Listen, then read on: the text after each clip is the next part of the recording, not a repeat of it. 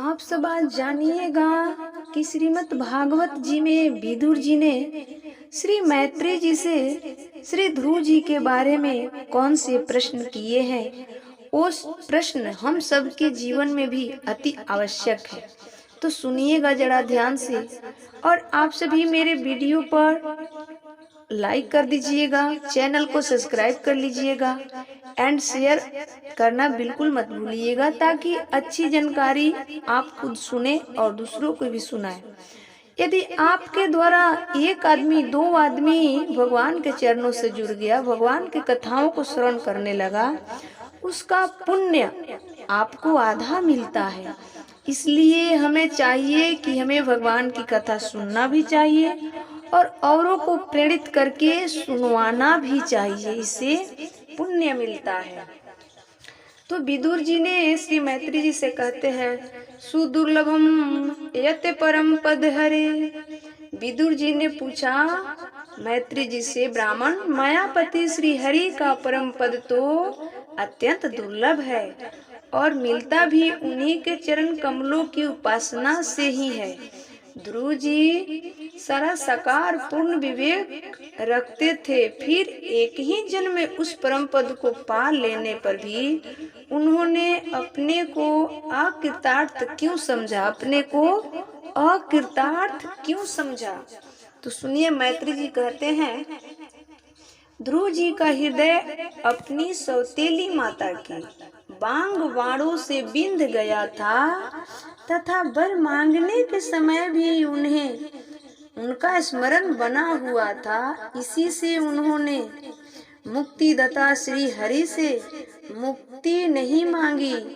अब जब भगवत दर्शन से वह मनोमालिन्य दूर हो गया तो उन्हें अपनी इस भूल के लिए पश्चाताप हुआ और ध्रुव जी मन ही मन कहने लगे, ओह सनकादि उर्वरेता नैष्ठिक ब्रह्मचारी सिद्ध भी जिन्हें समाधि द्वारा अनेकों जन्मों में प्राप्त कर पाते हैं, उन भगवत चरणों की छाया को मैंने 6 महीने में ही पा लिया, किंतु चित्त में दूसरी वासना रहने के कारण अर्थात ईर्ष्या रहने के कारण मैं फिर उनसे दूर हो गया। ओह मुझ मंद भाग्य की मूर्खता। तो देखो, मैं संसार पास को काटने वाले प्रभु के चरणों में पहुंचकर भी उनसे नाशवान वस्तु ही याचना की।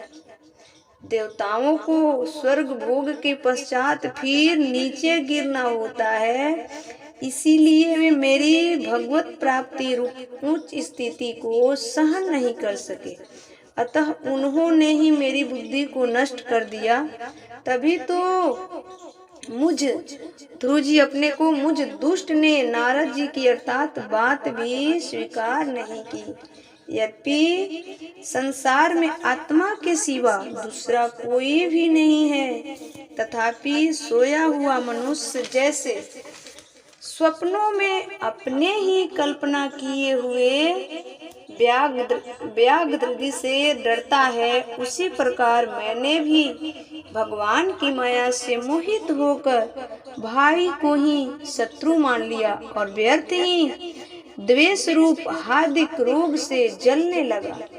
जिन्हें प्रसन्न करना अत्यंत कठिन है, उन्हीं विश्व आत्मा श्री हरि को तपस्या द्वारा प्रसन्न करके मैंने जो कुछ मांगा है वह सब व्यर्थ है। ठीक उसी तरह जैसे गतायु पुरुष के लिए चिकित्सा व्यर्थ होती है। ओह मैं बड़ा भाग्यहीन हूँ, संसार बंधन का नाश करने वाले प्रभु से मैंने संसार ही मांगा। देखिए विदुर जी कितना पछताप कर रहे हैं। यदि भगवान को जब प्रसन्न कर लीजिए तो भगवान का धाम मांग लीजिए, ठीक है। और बहुत बड़ी यहाँ हमें सीख मिलती है कि आज कलयुग के लोग ऐसे हैं जिसको पूछिए ही मत। संसार में माता पिता, पति पत्नी, भाई बहन, पुत्र पुत्री इत्यादि जितने भी रिश्ते हैं, आपको तभी आदर करेंगे, तभी सम्मान करेंगे जब आपके पास कुछ धन होगा, कुछ पैसा होगा, तभी करेंगे। यही ध्रुव जी जो जिस दिन अपने पिता के गोद में बैठने गए, उस दिन पिता ने भी इन्हें स्वीकार नहीं किया, और जब तपस्या करने के बाद भगवान के आशीर्वाद पाने के बाद जब घर लौटते हैं, तो वही उत्तानपाद पिता इनके लिए रथ सजाकर हाथी घोड़े इत्यादि लेकर जाते हैं, और मिलते हैं तो बार बार उनके सर को चूमते हैं और विवल होते हैं, और अपने नेत्र आंसू से इन्हें नहला देते हैं। तो मैं आप सभी से निवेदन करूंगी, आज के मेरे भाई बहन सभी से, कि देखिए, आप अपना उपलब्धि कुछ हासिल कीजिए तो आपको खुद लोग पहचानेगा और खुद सम्मान करेगा, खुद आदर करेगा। तो इसके लिए सबसे पहले तो भगवान की कृपा तो होनी ही चाहिए। जिस पर भगवान प्रसन्न हो जाते हैं ना, उस पर जीव, मनुष्य क्या सारे जीव भी प्रसन्न हो जाते हैं।